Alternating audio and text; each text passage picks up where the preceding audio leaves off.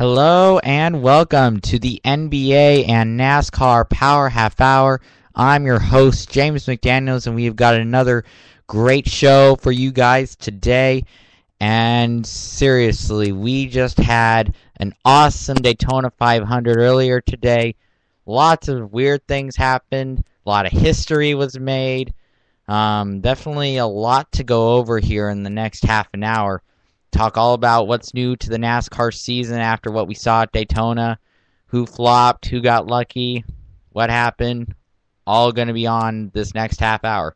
Also, not too much in the NBA this week in particular, but of course, we do have a few of the trades to talk about before the trade deadline ended just a few days ago. So we want to get over to those trades that happened, and if there were any winners, any losers. I've got one trade that I do got a pretty deep opinion on. But let's start off with some NASCAR. So, as we all know, today, February 24, 2013, the 55th running of the Daytona 500, the Great American Race. Oh, man, it was a pretty good day out at Daytona, a little bit overcast, but all in all, a very good day for racing, no rain that happened during the race. So, I mean, everything kind of just happened. There were a lot of things that happened during the Daytona 500, and it even started at the very beginning. So, we know from last week at qualifying, Danica Patrick, oh my gosh, she becomes the first woman ever to have a pole at a Sprint Cup event. And it turns out that she does it at the Daytona 500 race for qualifying. It amazes me that not only was she able to get the pole, but that she had as good of a car as she did. Now, I remember last week when they were talking about qualifying, and Danica Patrick and all the other drivers were kind of like, you know, Danica got a little bit lucky. Maybe she got a good run down the back compared to all the other drivers, because what was happening during qualifying was that a lot of the cars were getting ahead of Danica heading into turn one, and then they'd keep that lead basically through turn two. But down the backstretch, that's where Danica's car, you could see it on the ghost replays that they did on television, that Danica really caught them on the back straightaway, and then everything from then on was just automatic, and she was ahead pretty even, but she was ahead, and she was able to beat them to the line. Now, second place guy, the other front row guy, was Jeff Gordon. He's one of my favorite drivers. Three-time champion of the Daytona 500. He knows what it feels like to win that big old race. And then, of course, we had the duels that figured out the rest of the starting lineup for the most part. Of course, we had the few of the last drivers that got in based on rules and stuff. But Carl Edwards is one guy I want to go over just a tad bit here before I go into any more further detail. Because Carl Edwards, he didn't have a very good speed weeks at all. I mean, the guy wrecked. I don't know how many times he wrecked. He wrecked like, 3-4 times it seemed. I mean, he just was wrecking all over the place in speed weeks. One of the worst speed weeks I think you can ever have as a driver is that nearly every race you run, you're wrecking. And when you are wrecking, it hurts your composure, it hurts your confidence, and it doesn't do a lot of good for you if you're, a professional NASCAR driver and you've come so close to a championship like Carl Edwards has, and then you're in speed weeks, and this is a track that you raced on many times, and yet now during speed weeks you've wrecked, 3-4 times, like I said. So, I mean, that probably hurt Carl Edwards' confidence coming into the Daytona 500 because he'd already wrecked 3 times. And I mean, don't get me wrong, he's a very good NASCAR driver. He can come back from adversity and stuff.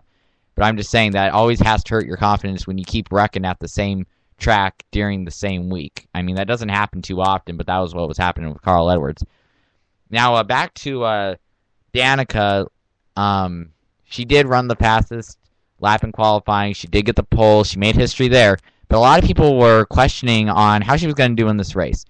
A lot of the sports broadcasters out there, they were basically saying, oh, she's not going to do well, she's going to fall back, watch this happen, she's going to wreck, stuff like that. Well, she was kind of proving everybody wrong. I mean, when this race started, the Daytona 500, when it started, Jeff Gordon, like I said, he started second, so he's on the inside actually because Danica chose the outside lane because she had lane choice. But Jeff Gordon was able to take the lead, and Jeff Gordon was out in the lead for about the first 30 laps or so. And then a caution came out at that point, and drivers pretty much went in, did their thing in the pits and stuff, and then the lineup kind of got shuffled a little bit. Then that's when Matt Kenseth just started to take over the whole thing. He just started leading all these laps, and then there's just something that I wasn't really liking, is that when at the older cars, the older generation cars, when they raced Daytona, they would do a lot of bump drafting in the corners, and it would make a very fun race at the very end and during the race too, because you have a lot of pack racing. But with these new Generation 6 cars, you can't do that. For some reason, I don't know what the exact reason is, but the drivers don't want to bump draft in the corners, which I know is understandable because you get bump draft in the corners, you can get loose very easily, spin out and stuff. But these drivers are so advanced they can do that, but these guys don't even want to do that in these cars. I mean, I can understand that during the Budweiser shootout, but because there was not any pack racing, all it was just these guys in one line, nobody taking any risk, going down the straightaway, up the front straightaway, or in the corners. All they were doing was just staying in one line, and that's all they were doing. Nobody was making a move at all, so it was not very interesting. Daytona's supposed to be full of interestingness because of the drafting and the speed and stuff like that, but when you're going in a line like that, it's kind of boring to watch a little bit, I have to say. I mean, I am a NASCAR fan, a big NASCAR fan, but I'm just saying, if there's no pack racing, then it's not that great to watch cars at Daytona just go around in circles, and they're not pretty much doing anything. Nobody's taking a risk. Nobody's doing anything of that sort. But I understand probably with the new Generation 6 cars that maybe the drivers are still going to use them even after speed weeks and the Budweiser shootout. So hopefully they may be able to start doing it in the time to come. But yeah, that was probably my biggest disappointment of the Daytona 500 was because there was no pack racing, which I didn't really enjoy because, like I said, it's just you're in one line and there's no passing, no risks, no upcoming fast people. There's no nothing. It's just the same exact line every single time. Nobody daring to make a move. But there were a few wrecks at the Daytona 500. There was there was no like big one, but there was definitely two smaller big ones, if you can understand that. There was one wreck that happened. I remember Gordon was like third or fourth or something, and Casey Kane, I believe, was behind him. And then the next thing I know is I see them getting bunched up. Casey Kane was he got spun around, started spinning around, and then of course chaos started after that. I mean, there were like 6-7 drivers at least involved in that, and they included Casey Kane, Kevin Harvick, Juan Pablo Montoya. I mean, just anybody good that was in the middle of the pack kind of got that in some way. Now that kind of just happened right behind the leaders, so the leaders were okay, but no, not those two drivers. It kind of ruined some of those drivers' days. I also think Tony Stewart was in that wreck too. And then I know he was in the garage, and then he came back out and he was like 82 laps down or something. But so that was one big wreck. That kind of shuffled things up a bit, but Matt Kenseth continued to be out in front. And then there was another caution that happened later in the race, and this involved it involved a few other guys. I believe Edwards was involved. Of course, he was, like I said, he didn't have very good speed weeks at all, kept crashing, and what do you know? He crashes in the Daytona 500. Just perfect. I also remember Jeff Gordon. He was not in the wreck, but he was one of the guys that was able to dip under and get under that wreck, so then he wasn't caught up in it. The wreck itself, the wrecks at Daytona, I like it when there's not like a big old jumble of a wreck, because then that take a lot of guys out, but at least it gives it a lot of action, these guys. So I've actually got a picture of the wreck that was actually captured from a video feed, and it shows what appears to be, okay, Carl Edwards was in there, Trevor Bayne was in there, and then there was a few other guys that was in there. It also looked like Sam Hornish Jr. got some of it in the number 17 car in that Best Buy. So it was, yeah, that was pretty much the only other big wreck that happened during the race. Now, when it came down to it, there was a lot of hope going for Matt Kenseth because he was doing really well. He was staying out front. And then the Joe Gibbs cars, they were doing really well. You had Denny Hamlin up there. You had Matt Kenseth. You had Kyle Busch. And then all of a sudden, the Joe Gibbs cars just started to go downhill very, very fast. I can't remember who was first, if it was Matt Kenseth or Kyle Busch, but I think it was Matt Kenseth that it happened to first. He was leading, and I actually noticed this on the TV, and I thought it was a tire rub at first. There was smoke coming from the wheel and slightly under the hood, so I thought it was a tire rub, but it kept doing it, and pretty soon it slowed down come pit road, and they got the radio communication, so they knew it was a pretty bad failure. And then when they opened up the hood of Matt Kenseth's car, oh my gosh, that thing had tons of steam locked into that hood. And then it just poofed right out on all of the crew of the number 20. Of course, they were wearing safety gear, so they're just fine. But that engine was really overheated, at least by the looks of it. And then, what do you know, a few laps later, Kyle Busch all of a sudden comes in and appears his motor has either overblown or something's gone wrong, terribly wrong, where his engine pretty much was heated up, overheated, stuff like that. So the Joe Gibbs cars just like 1-2, they were doing really well, and then they just fall right back out. Now Denny Hamlin remained fine for the rest of the race, and when it came down to it, we got down to like there was a caution, and there was like 6 or 5 laps to go or something like that, and the of course when you get to 5 or 6 to go and you're in the top 10 or 12, you've got a shot at winning this race. And of course the Daytona 500, if there's any NASCAR race you want to win, it's the Daytona 500, the biggest NASCAR race of the year, the Super Bowl of NASCAR. So I mean, all these guys, I was expecting, you know, something big to happen, but you got to remember, these cars, the drivers do not pack race with these cars. So there wasn't too much action that was going on after the first minute or so, first lap or 2 of it. When they got down to 3 to go, of course I was watching Jeff Gordon at the time because he's the driver I root for, and he was just falling back in the pack. He kept taking the middle line. He just couldn't get enough momentum to get around the cars, so ultimately he finished like 20th or something. But basically what happened after that was it seemed like it was all just going to be another straightforward going for the win, where they're just going to remain a straight line. Nobody was going to take a risk, it seemed.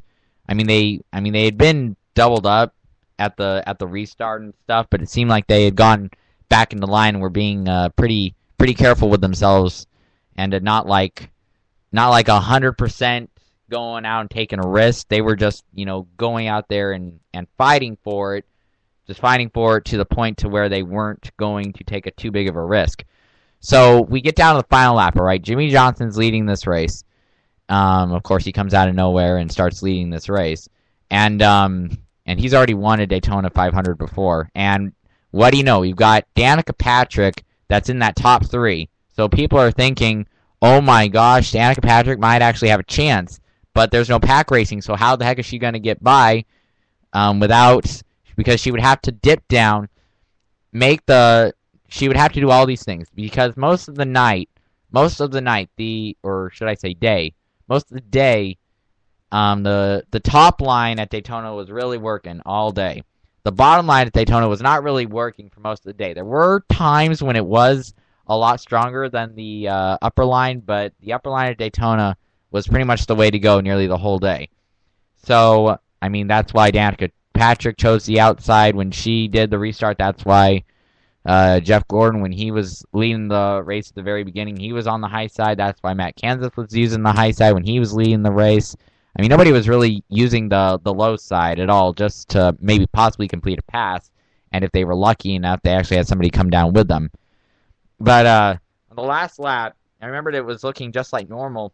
And then all of a sudden, out of nowhere, here comes Dale Earnhardt Jr. and Mark Martin. They're just storming up, and it seems like, I don't know what happened. There was a few cars that had gone into a collision with each other, like in turn 1 or 2 on the final lap.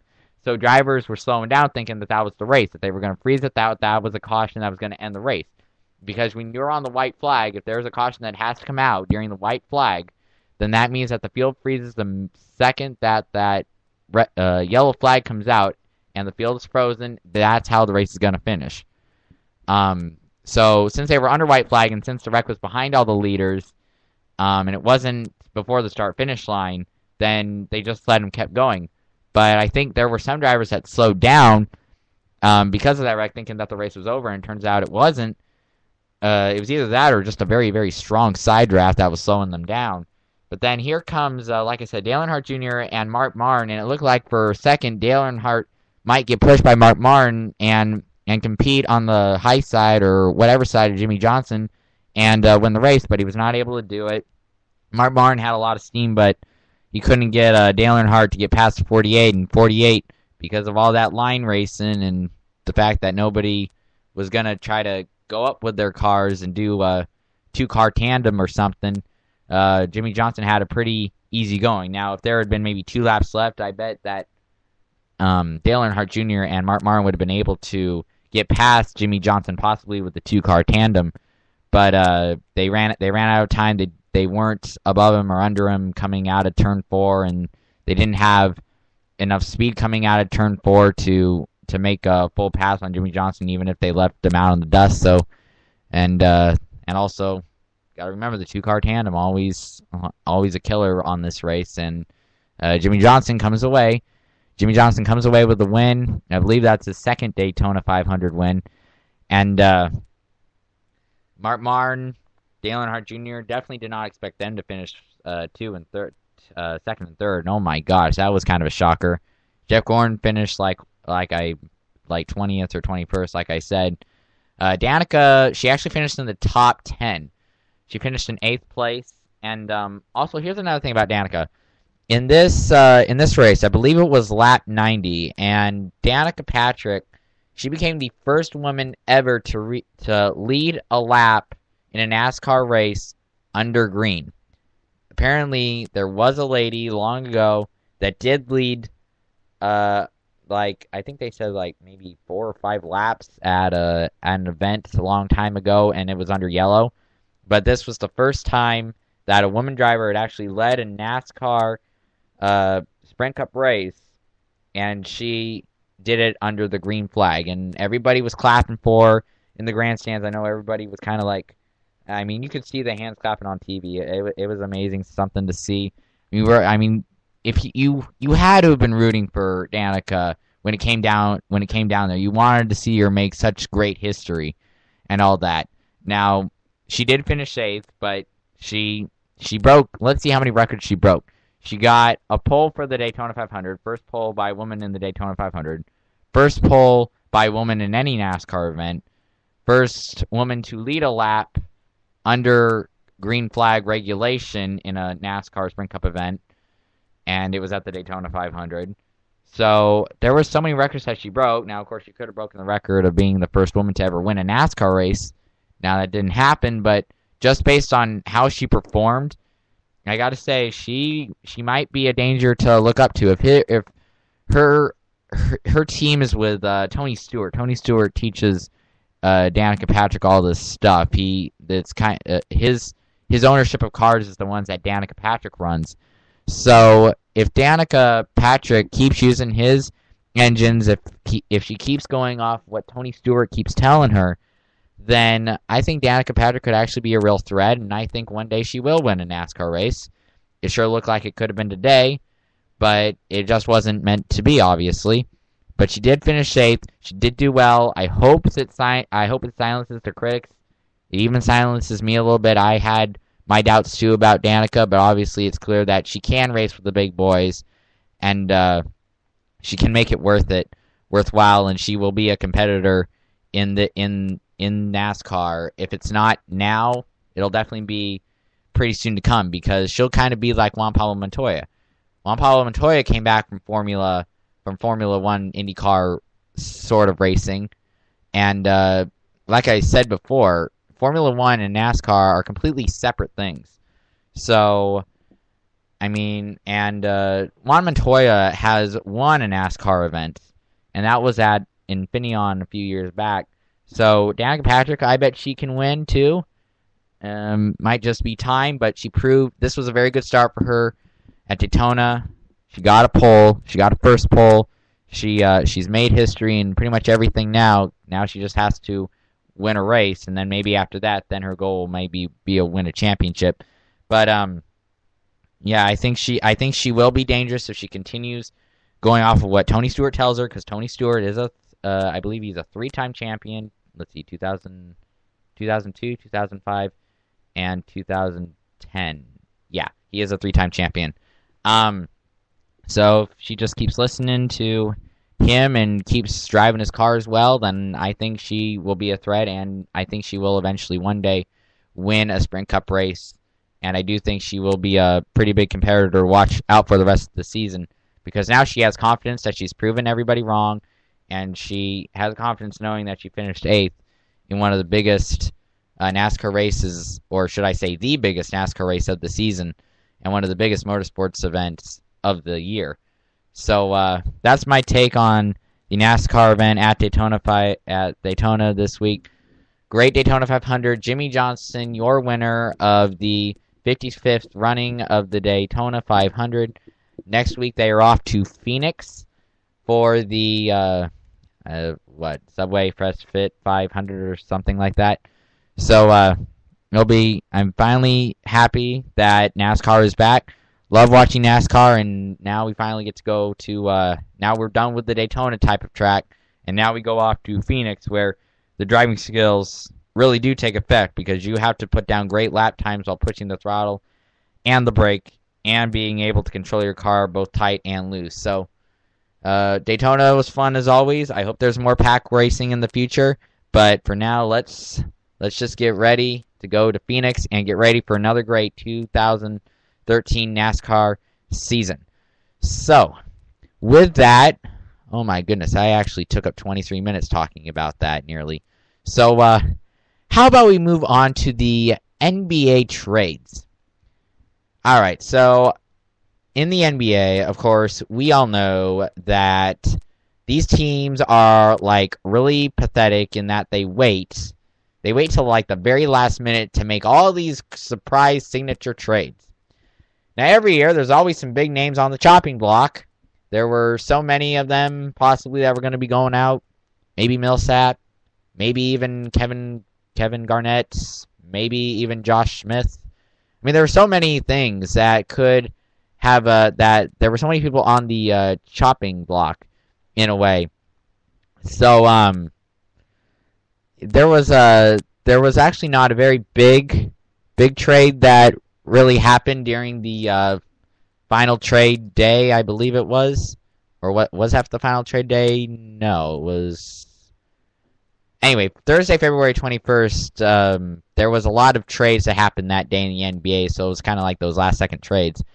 So some of the breakdowns of the trades were that Washington traded Jordan Crawford. I know, it amazes me that they would do that, because Crawford's a pretty good player. He got traded to Boston for center Jason Collins and guard Leandro Barbosa. All right, let's see. Another trade. Here's a name we've seen very recently with the Rudy Gay trade that happened earlier this season. The Raptors traded Hamed Haddadi and a 2014 second-round draft pick to Phoenix for guard Sebastian Telfair. Phoenix Suns, they didn't necessarily make a trade, but they did waive a forward. His name was Luke Zeller. Some other ones that happened, the Orlando Magic, they traded guard J.J. Redick. That's weird. J.J. Redick, he's actually a pretty good player. I don't know why they traded him. Center Gustavo Ayon and guard Ish Smith. I hope I said that right. To Milwaukee for guard Doron Lamb, Bano Udrih. Oh, I know Bano Udrih. He would played on the Kings for a few years. And they also traded him for Tobias Harris. For the Oklahoma City Thunder, they traded guard Eric Maynor to Portland for the rights to forward Georgios Printizis and cash. And for the Knicks, they traded guard/forward Ronnie Brewer to Oklahoma City for a 2014 second-round draft pick and cash. The Miami Heat, they traded center Dexter Pittman, a 2013 second-round draft pick, and cash considerations to Memphis for the draft rights to forward Ricky Sanchez. Okay, let's see. Golden State, they traded guard Charles Jenkins for cash to Philadelphia for a protected second-round draft pick, and they traded forward Jeremy Tyler to Atlanta for cash and future draft considerations. And finally, the Atlanta Hawks, they traded guard Anthony Morrow to Dallas for guard/forward Dante Jones. So as you can tell, there was not a lot of big names on there. A few noticeable names, but not like big names like I said, Kevin Garnett or Josh Smith or any of the other big names that were possibly on the chopping block and to be traded. But the one trade that really got me, and I don't know if it's just simply because I'm a Kings fan, or if it's because people actually kind of know what kind of a trade this could be. So here's what this trade was. It was the Houston Rockets. They traded forward Marcus Morris to Phoenix for a 2013 second-round draft pick.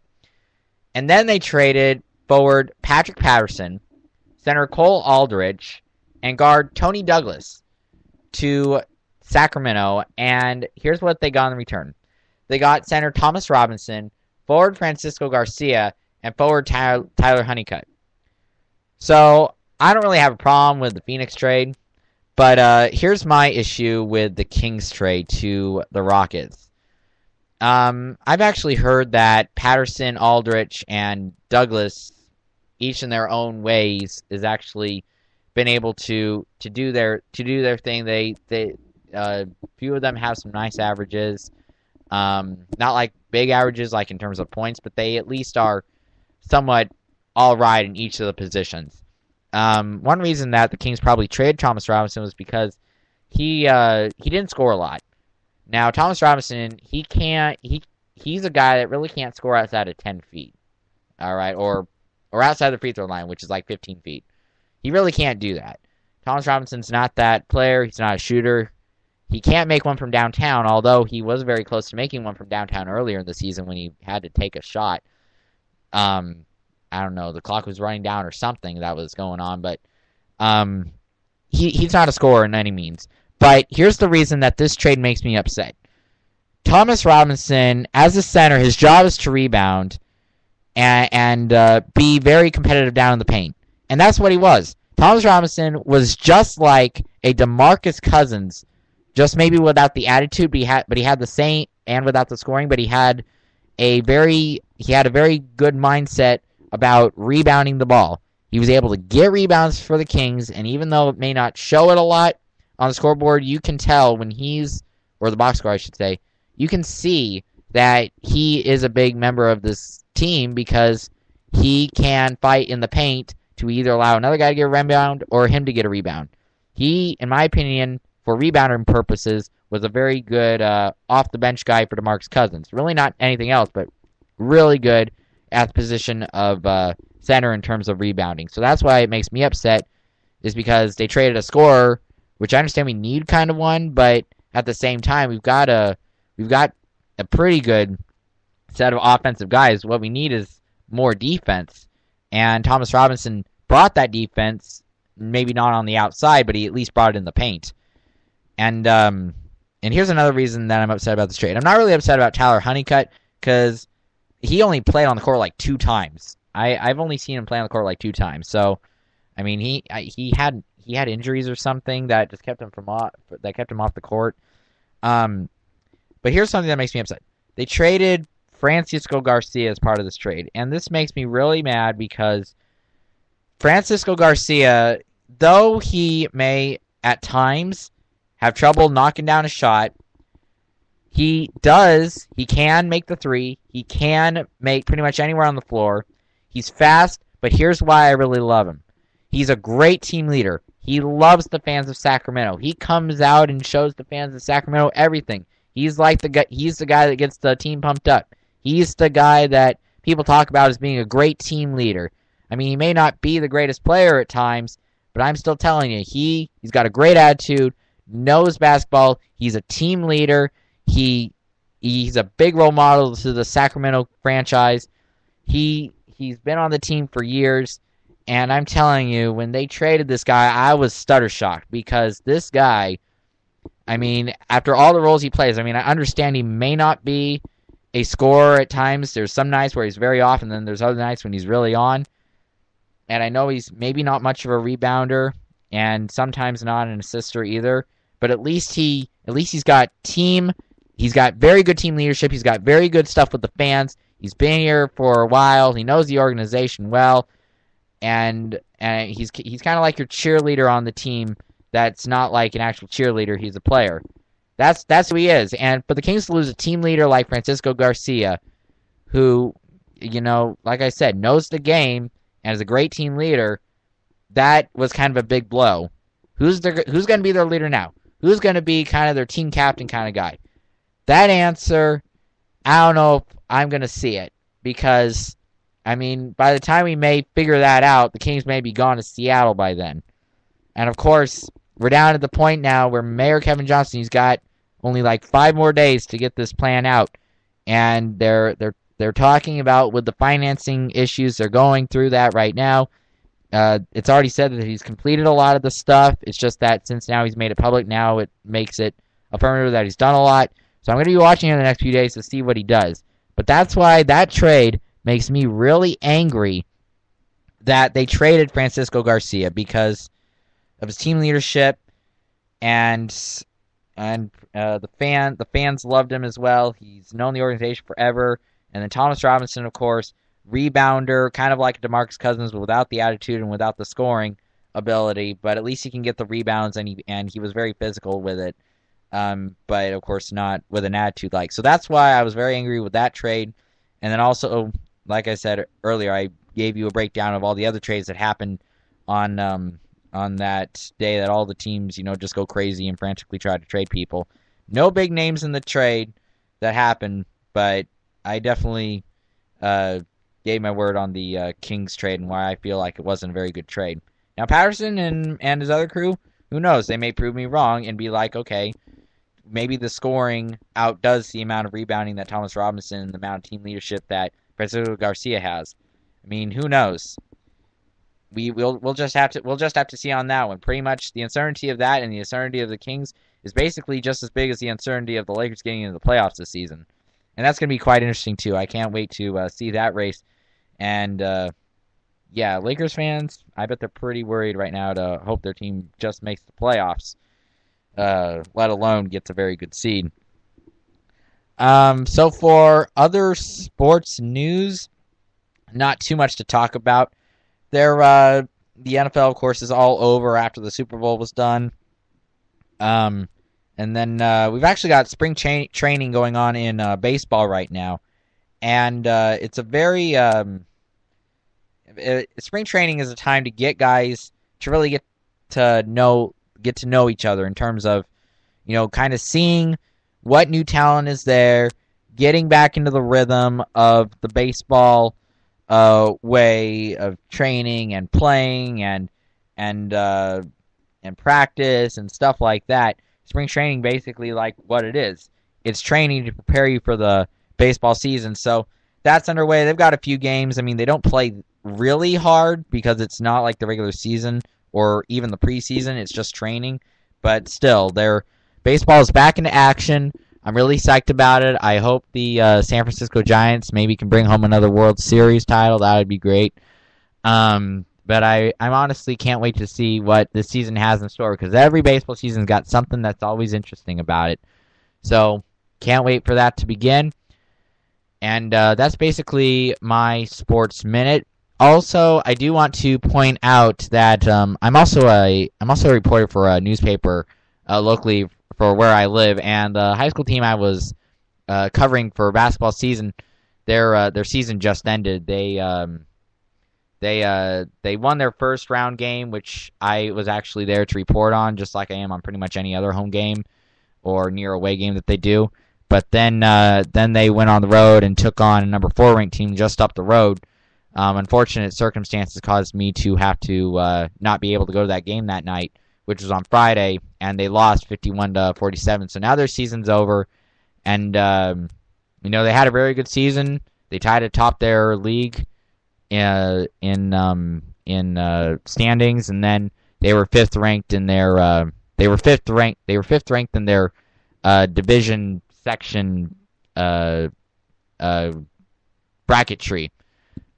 So they had a very good season. Their football season went well too, but their football season back when some of the players on the basketball team were doing the football season, the football season got to they got to the first game of the playoffs and lost.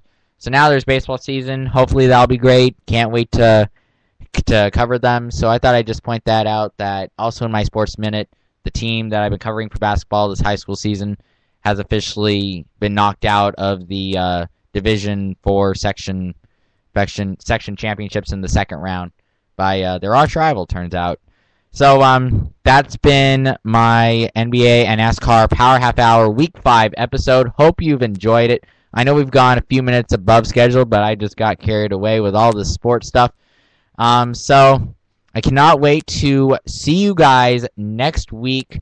I'll be reporting on the Phoenix race at NASCAR that NASCAR is going to do next week, and any other things that happen big in the NBA. Obviously, since the trade deadline is done, there's no more trades to be put forward. But on the good side, there's a lot of playoff action, or not playoff action, but a lot of action that's going to decide how the playoffs are going to begin in the coming weeks. So I cannot wait for that NBA action. It's going to be like March Madness. And, that's another thing I'll have to start looking at is March Madness. So, I'm gonna start winding down this broadcast now, because we're definitely way over schedule right now. So, for now, this has been James McDaniels coming to you live. And for Week 5, the NBA and NASCAR Power Half Hour, I will see you guys next week when I will talk about the Phoenix race and any other NBA news that shall come about in the next 7 days. So for now, Jason McDaniels signing off, saying good night and have a good remaining rest of the week.